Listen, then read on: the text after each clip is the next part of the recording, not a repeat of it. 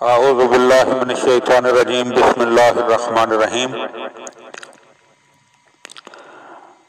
Live نہج البلاغہ کے زیر عنوان ذیلی عنوان جزیرہ خضرہ میں سے حاجی علی بغدادی کے واقعے کا دوسرا حصہ۔ میں نے آقا کی خدمت میں کہا کہ وہ آپ کے وکیل ہیں، تو انہوں نے فرمایا کہ ہاں وہ میرے وکیل ہیں اور آقا سید محمد بھی میرے وکیل ہیں۔ میرے دل میں یہ بات آئی کہ ان سید جلیل نے میرے نام سے پکارا ہے، حالانکہ وہ مجھے پہچانتے نہ تھے۔ پھر خیال آیا کہ وہ مجھے جانتے ہوں گے لیکن مجھے اس کی خبر نہ ہوگی۔ پھر خیال آیا کہ یہ سید بزرگوار مجھ سے حق کے سادات میں سے کچھ لینا چاہتے ہیں اور چاہتا ہوں کہ انہیں مال امام میں سے کچھ دوں۔ پس میں نے عرض کی کہ اے بزرگوار، آپ کے حق میں سے میرے پاس کچھ سہم امام موجود ہے، اور میں نے آقا سید محمد حسن سے اجازت بھی لی ہوئی ہے، تو کیا وہ آپ کو دے دوں؟ انہوں نے مسکراتے ہوئے فرمایا کہ آپ نے میرے حق میں سے کچھ نجف اشرف میں میرے وکیلوں کو دے دیا ہے۔ میں نے عرض کی کہ جو کچھ میں ادا کر چکا ہوں آیا وہ قبول ہے؟ تو انہوں نے فرمایا کہ ہاں قبول ہے۔ میرے دل میں آیا کہ یہ بزرگوار علماء کرام کو اپنا وکیل بتا رہے ہیں اور یہ بات مجھے کچھ اچھی معلوم نہ ہوئی۔ تب میں نے پوچھا کہ کیا علماء کرام سہم سادات وصول کرنے میں وکیل ہو سکتے ہیں؟ اس کے بعد مجھ پر غفلت سی طاری ہو گئی اور میں اس سوال کا جواب دریافت نہ کر سکا۔ اس اثناء میں انہوں نے فرمایا کہ میرے جد بزرگوار کی زیارت کے لیے واپس چلیں۔ پس میں زیارت کے لیے ان کے ساتھ واپس پلٹا اور وہ میرا ہاتھ اپنے دائیں ہاتھ میں لے کر چل پڑے۔ میں نے راہ چلتے میں دیکھا کہ ایک نہر ہے جس میں صاف شفاف پانی جاری ہے، لیموں، نارنگی اور انگور کے درخت اور بیلیں موجود ہیں جن کا موسم نہیں۔ میں نے ان سے پوچھا کہ یہ نہر اور درخت کیسے ہیں؟ انہوں نے فرمایا کہ ہمارے دوستوں میں سے جو شخص ہمارے جد بزرگوار کی اور ہماری زیارت کرے یہ ان کے لیے ہیں۔ اس پر میں نے عرض کی کہ میں کچھ پوچھنا چاہتا ہوں۔ انہوں نے فرمایا کہ ہاں پوچھیں۔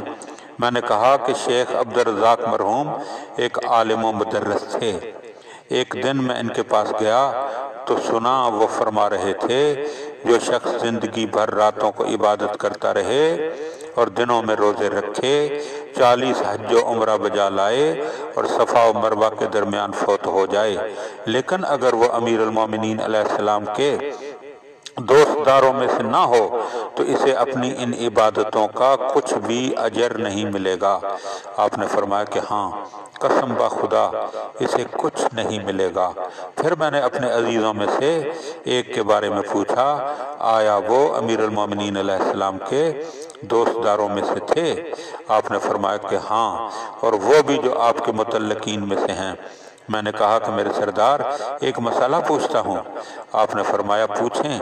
تب میں نے عرض کی کہ امام حسین علیہ السلام کی روزہ خوانی کرنے والے بیان کرتے ہیں کہ ایک شخص سلمان عامش کے پاس آیا اور اس نے امام حسین علیہ السلام کی زیارت کے متعلق پوچھا تو اس نے جواب دیا کہ یہ نعوذ باللہ بدعت ہے۔ اس نے خواب میں زمین و آسمان کے درمیان ایک ہودج دیکھا، اماری دیکھی، تو پوچھا اس میں کون ہے؟ اسے بتایا گیا کہ اس میں بی بی فاطمہ زہرا سلام اللہ علیہا اور بی بی خدیجۃ الکبریٰ سلام اللہ علیہا ہیں۔ اس نے پوچھا یہ کہاں جا رہی ہے؟ جواب ملا آج شب جمعہ ہے تو یہ اپنے فرزند امام حسین علیہ السلام کی زیارت کرنے جا رہی ہیں۔ پھر اس نے دیکھا کہ ہودج میں سے بہت سے کاغذ گر رہے ہیں جن پر تحریر ہے کہ شب جمعہ میں امام حسین علیہ السلام کی زیارت کرنے والے کے لیے قیامت کے روز آگ سے امان ہے۔ تو کیا یہ حدیث صحیح ہے؟ انہوں نے فرمایا کہ ہاں یہ بالکل صحیح ہے۔ میں نے عرض کی سیدی کیا یہ صحیح ہے کہ جو شخص شب جمعہ میں امام حسین علیہ السلام کی زیارت کرے اس کے لیے آگ سے امان ہے؟ انہوں نے فرمایا قسم بخدا یہ بالکل صحیح ہے۔ میں نے دیکھا کہ اس وقت ان کی آنکھوں سے آنسو جاری ہیں اور وہ گریہ کر رہے ہیں۔ میں نے کہا مجھے کچھ اور بھی پوچھنا ہے، تو انہوں نے فرمایا کہ ہاں پوچھیں۔ میں نے کہا ہم نے 1269 ہجری میں امام علی رضا علیہ السلام کی زیارت کی تو مقام درود پر ایک عرب سے ملاقات ہوئی جو نجف اشرف کی مشرقی جانب کے دیہاتیوں میں سے تھا۔ ہم نے اسے اپنا مہمان بنایا اور دوران گفتگو اس سے پوچھا امام علی رضا علیہ السلام کا ملک کیسا ہے؟ اس نے کہا کہ یہ تو جنت ہے، مجھے یہاں رہتے ہوئے آج 15 دن ہو رہے ہیں اور میں حضرت کے مہمان خانے سے کھانا کھا رہا ہوں۔ تو منکر نکیر کی کیا جرت ہے کہ وہ میری قبر میں آئیں جبکہ میرا گوشت پوست امام علی رضا علیہ السلام کے مہمان خانے کے کھانے سے پرورش پا چکا ہے؟ کیا یہ صحیح ہے کہ امام علی رضا علیہ السلام اس کے پاس قبر میں تشریف لا کر اس کو منکر نکیر سے چھڑا لیں گے؟ تو انہوں نے فرمایا ہاں قسم بخدا میرے جد اس شخص کے ضامن ہیں۔